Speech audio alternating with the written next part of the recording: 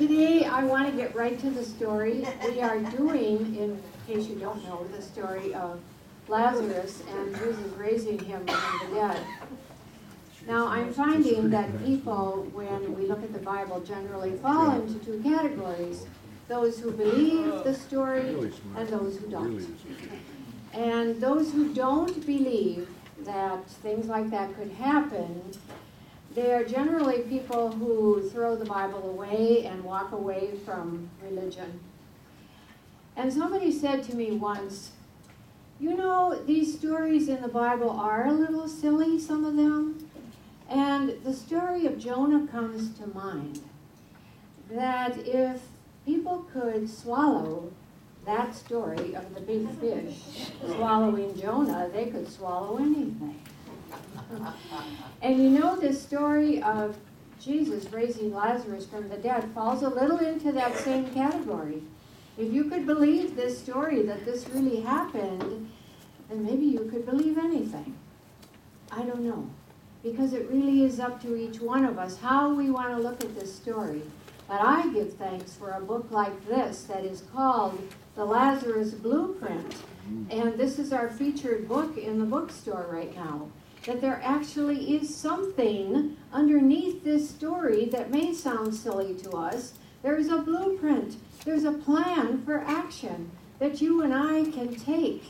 And Jesus, in this story, has 6 steps that he demonstrates to us in how we can make this story work for us, how to make it relevant to our lives today, and how to free us from the problems that face us. So I find that this book is just incredible. And I'm excited when I look in it because I find things for me. So if you don't have the book, it's out there. You can get it if you like. So, okay, we're going to start with the characters, because every character in this story, everything in the story, every event, and even the words that the characters say are all aspects of ourselves. So when we are faced with a difficult situation, there's Lazarus. Lazarus in the story, we know, was very ill and then he died. So Lazarus can be that part of us that might feel as if this part of our life has died. And that part of us wants to come alive again. Is there something in your life that you have neglected for so long that it might feel like it's dead, that's still there? It just wants to come alive again. What are these things that we face every day of our lives? You know, there's always something. Who said that? Rosanna, Dana. There's always something. Well, that's profound, isn't it? Because there is always something. There's always something for us to look at, always something to bring alive again. You know, I have to admit that in this last week, I felt a little bit like Lazarus. I felt as if I was buried under an avalanche of responsibilities. It's not a good feeling, people. It's awful. And I knew I couldn't stay there very long. But as I thought about it, I thought this circumstance that I am in right now, this circle that is around me, we said this before, the circum is a circle, and where I stand, that's the stance. My circumstances were so tight around me that I felt I couldn't move. I was trapped. Well, let me tell you something about the boundaries of that circle. All self-imposed. Yeah, it was a great revelation to me. I put them there. And then I realized that I had to ask for help. That's where Jesus in the story comes in. That he represents the Christ, that power in me that is always there to help me. All I have to do is ask, and the power is there, ready to help me in every circumstance of my life. And so we see then that Jesus is the one representing the Christ who gives us all the directions in this story. We go to step 1. And step 1 was to turn away from our problem. When I say that, you're probably saying, well, that's denial that we have a problem. No, it's not denial.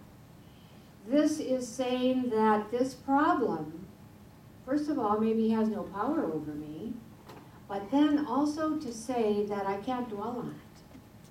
Yes, I have to work on my problem. There are times to do that, but I can't let it consume my life. And that's often what a lot of us let a problem do. Consume our life, consume our thinking, so we can't sleep.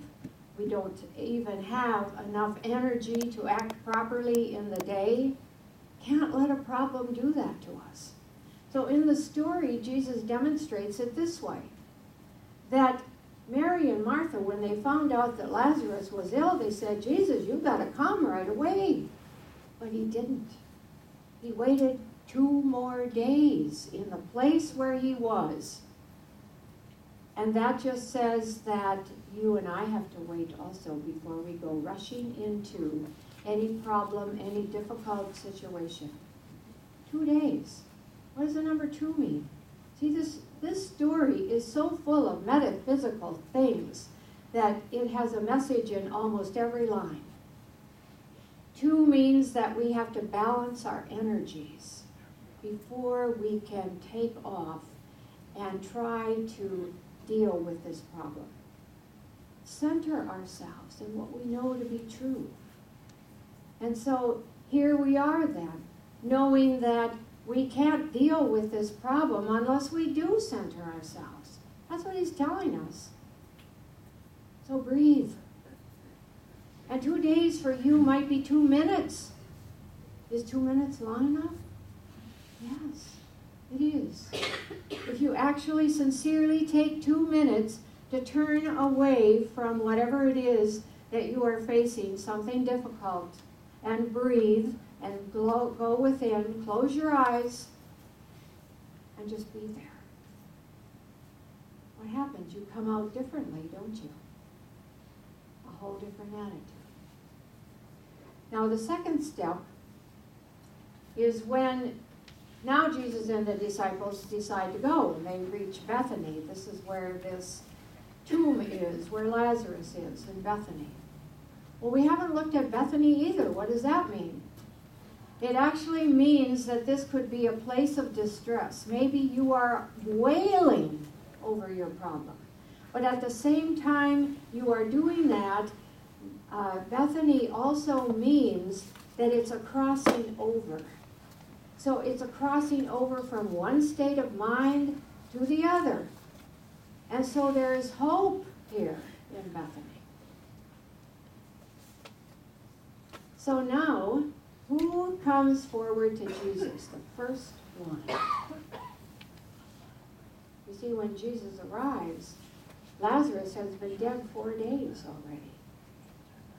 And Mary comes forward. And she comes blaming him.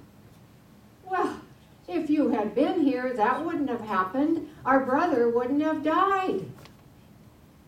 Blame. See, Mary is this wonderful feeling part of us. But sometimes when we are faced with something that is difficult, the feeling sinks. And we begin to blame others, to put the spotlight on them, making them look bad so that we can look good. That's pathetic. It's destructive. And Mary is that part of us that feels that way sometimes. We don't want to do that. And so Jesus said, not responding to that at all, he says, tell me where you've laid him. And so they take him to this place, this cave, and there's a huge stone in front of the cave. And Jesus says, take away the stone. Now, Martha, she comes forward. And Martha is more pragmatic. She's our thinking nature in this story. And she says, but he's been dead 4 days. There's a rotten body in that cave. It stinks. What Mary is doing is expressing Jewish thought that the fourth day is the impossible day.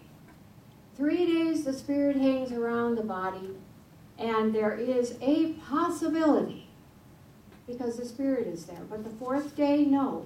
The decaying process has begun. It's impossible. It's hopeless. How does Jesus respond to that? Jesus knows full well Jewish thought. He's a Jew. But he pays no attention at all. And he repeats again, take away the stone. You know, Mary and Martha are sisters. And we know that from the Bible stories. But there's something we don't know here that is the first time we see this in a Bible story, and that is that these two sisters are sisters of Lazarus. Before in Bible stories, they haven't been sisters, they've been friends. But now because they're sisters, it tells us something too. That when our feeling nature, our thinking nature sinks down to a level where it shouldn't really be, we get very close to the Lazarus problem. We can't solve the problem down here. That's impossible. We must raise our thinking. We must. And so it is as if we get too close again to the problem. We don't want to get that close to our problem. We have to have some kind of distance between us and a problem. So now we need to find out what the stone is. Because this is really, really important when Jesus keeps saying, take away the stone. What is he saying? What is the Christ in us saying? The stone represents our mindset. It has nothing to do with outside events. It has nothing to do with any illness. It has nothing to do with the person that's done you wrong or the event or the situation you find yourself in. It's none of that. It's your mindset. It's the set of your mind in which you are thinking about whatever it is that is disturbing you. So when Jesus says, take away the stone, he's saying, take away your negative mindset. Change your mind. I find this story so intriguing because there is something here in Jesus that has me looking at him in a different way. What a wise person he was. And when we think that he represents the Christ in us, how wise we are. We have an inner wisdom. Do we tap into that wisdom? Do we listen to it? I'm hoping we do. So we come to the next step of the story then. After Jesus says, take away the stone, we have to deal with the crowd. Now what's the crowd? It's our thoughts about this. Sometimes there's a lot of grumbling going on in our thoughts. A lot of confusion, a lot of wondering what's going to happen. So the crowd is gathered around the tomb on this day. And here they are, and they are listening to Jesus saying, take away the stone. And they're saying to themselves, is this man Jesus nuts? What in the world is he talking about? Has he taken leave of his senses? There is a dead body in there, and it's stinking.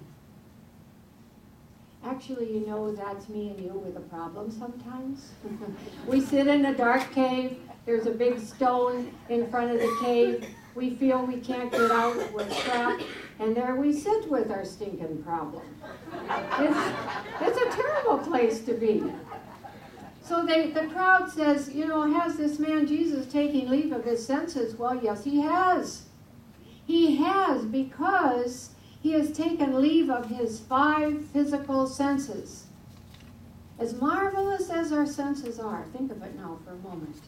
The seeing, hearing, what else is there? Taste and touch and smell. Okay, thank you. As marvelous as they are, they don't give us adequate information. Sight, for an example.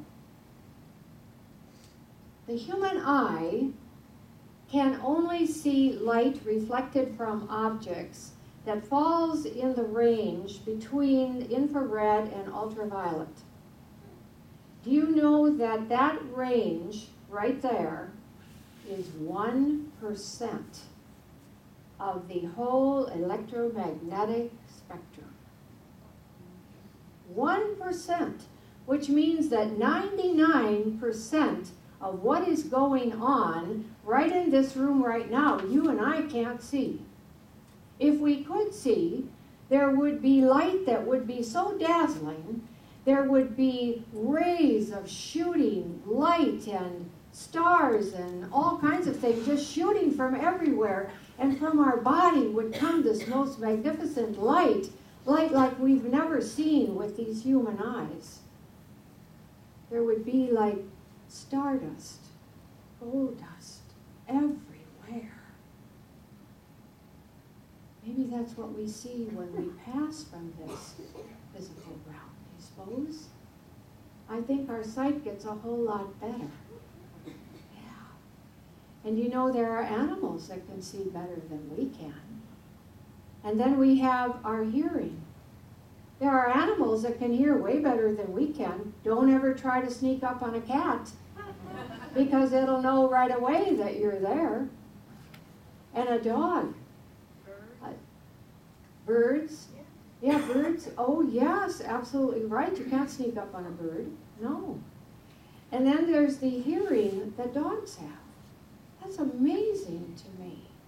And the hearing and the smell that dogs have. Sometimes when we have been out and around other animals, Miss Molly, she's just so intrigued at the bottom of your pants legs and your shoes.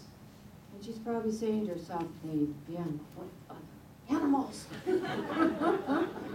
I really don't know what she's saying.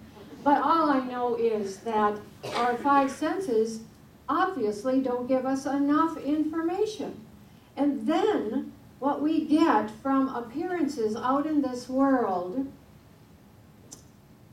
it has to pass through our filter system. Our biases, our opinions, our beliefs, all these things. So you can imagine that what we are getting from this world and all the appearances is totally inadequate. See, this mode of looking at things out in the world, we call that, when I see it, I'll believe it. Okay? And Jesus gives us a whole different perspective. So he says, he is quoted as saying, "Did I not tell you? If you would believe, then you would see the glory of God." Did I not tell you that? What's he saying? He's saying that believing is seeing. First, we have to believe. Did I not tell you that if you would believe, you would see the glory of God working in your behalf? You'd see it. It would be there.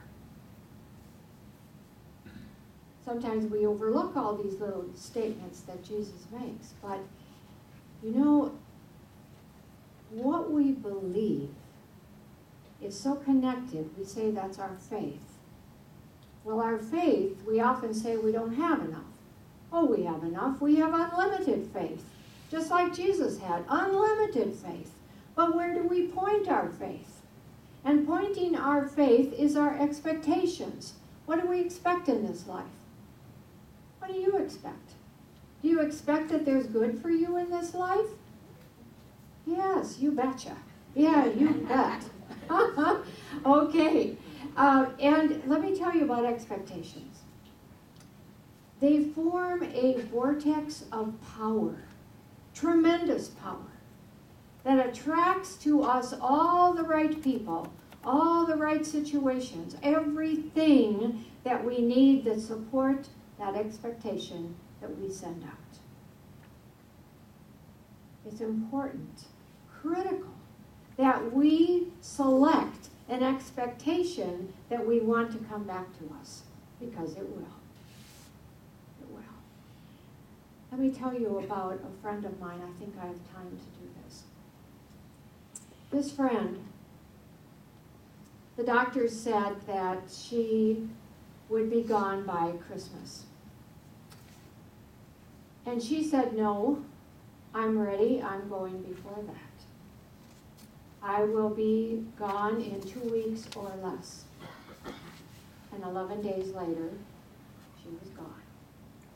I'm so thankful that I had time to be with her, that we had not to say goodbye. This friend and I never said goodbye. We'd always say, see ya. So that's what we did. But we had the time to be together to remember things, remember happy things. And yes, we had a few tears. And then she said to me, don't cry, because this is a good time. What I have expected out of life, I have received. I expected that I would have a good life. I have had. I did things I loved. I made a good living at doing that. She said, life to me is supposed to be fun. And I expected to have fun, and I did. Life has been a total joy for me. I'm now ready to let go. And so as I walked out of the room, I just said, see ya. It's been good to know you're here. I'm not sad when I think about her. I'm happy. Because here was someone who knew how to live life with great expectations. Here was someone who gave an example to me. When I left that room, I felt lifted. Someone who gave an example to me of how to live life and how to die. She gave an example to her daughter and her granddaughters of how to do that. So what about you and me? What do we expect? But, you know, actually before expect comes belief. What do we believe? You know, when Jesus talked about that you have to believe, well, believe in what? Believe in the power that lives within you. The power that is working in your behalf, that will help you in everything. That's what we believe in. And so the expectations come from that. And all we have to do is get our little selves out of the way.